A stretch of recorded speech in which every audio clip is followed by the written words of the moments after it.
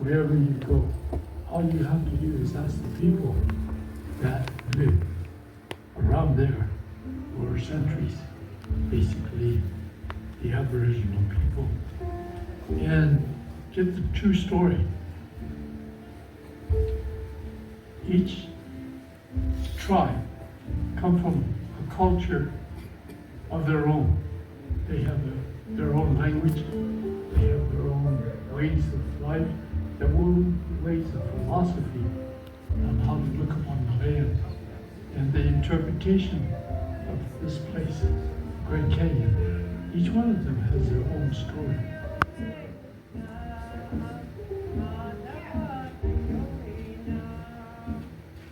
It's not like the movie Vacation, where the family goes across the country and they jump out of the car, take a quick look, and jump back in the car, and off they go to the next spot. And they get to the Grand Canyon and they look down inside and then jump back in the car and they're gone.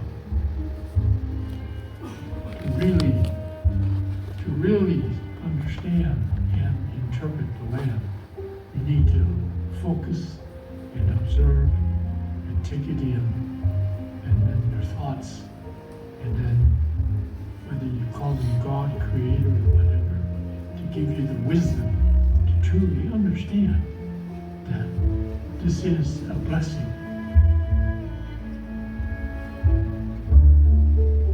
All creation is something that the Pacha people believe in. They believe that everything is a living entity. The reason why it's a living entity is because the Creator is of these things, is a living entity. And just as the painter puts himself into a painting, the Creator, through his creation, gives it life.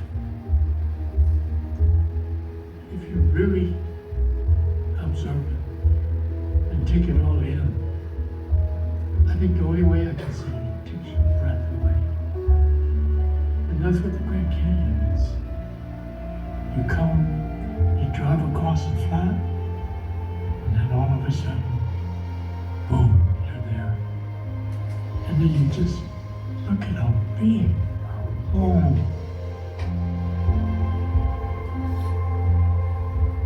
the colors, all of these things. You appreciate the immensity of it. And that man is really just a part of it. We're a very minute part of this whole thing. But yet in our own life, we're also creations of wonder too. We begin life because of two cells.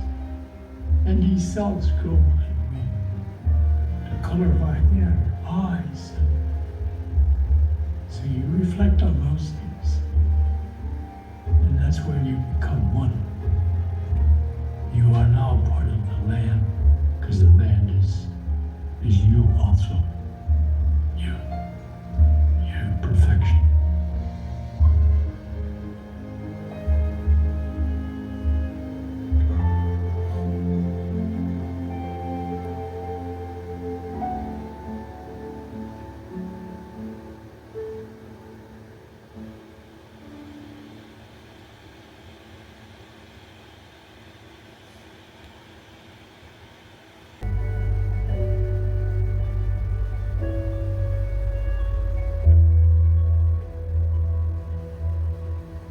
I am here today because the Grand Canyon National Park has changed the name from Indian Gardens to Havasupai Gardens.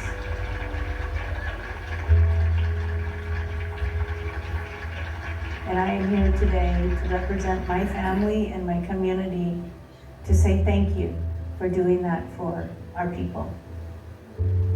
I feel it's a very important step towards the future, so that our children can always remember the ancestors that lived here and roamed the canyons.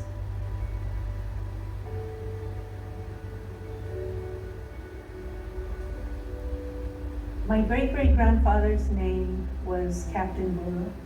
That was a name given to him by the military because he showed so much strength and leadership for his community and his people. And Havasupai Gardens here was a place that he lived and gardened and sustained his family and his community for many years. And he was the last one to be asked to leave this canyon, along with many families. But he resisted, and he just stayed and didn't want to leave this beautiful valley, this beautiful canyon. And he was forced to leave, and he died soon after that. I believe his heart was broken when he was asked to leave this home.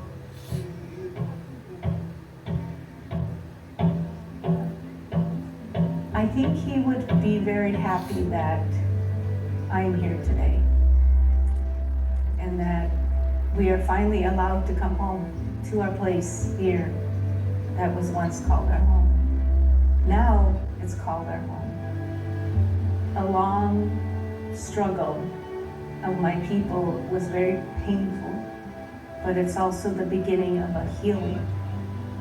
We are now known to be Havasupai that once lived here in Havasupai Gardens.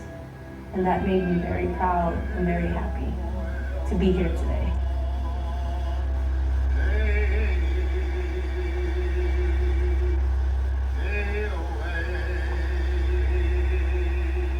The Grand Canyon is a very special place. 11 tribes still consider it the birthplace of their people. And that's a lot of heart, that's a lot of spirit, that's a lot of energy for groups of people to still believe and continue to teach their children, to continue to teach the public. And that energy, that's eons of history that have created the Grand Canyon, that created those people that have drawn you here, the visitor, to come here to the Grand Canyon.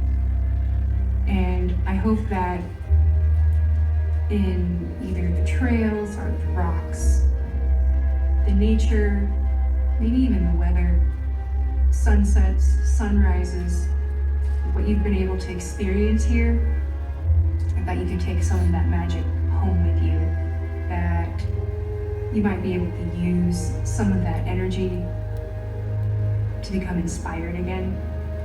Use that inspiration to maybe pick up something that you've just been thinking of doing, or writing again, or something that you used to do.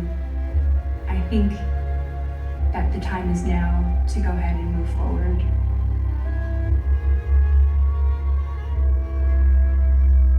You're here, you're experiencing it, and if you could just be open to it, I think that you'll be able to bring a little piece of that in your heart when you go home.